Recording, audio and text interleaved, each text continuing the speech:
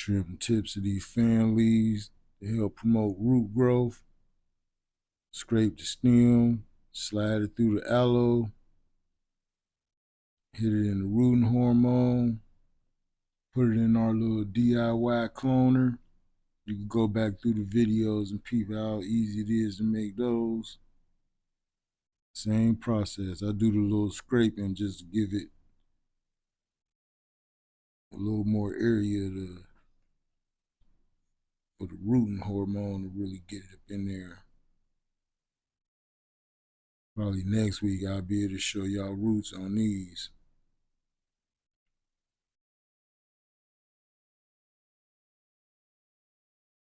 Real easy.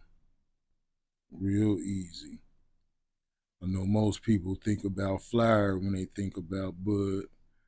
You know, I'm gonna wait all year to try and get some bud, but I'm trying to tell y'all, it's 4.7 million households in Ohio.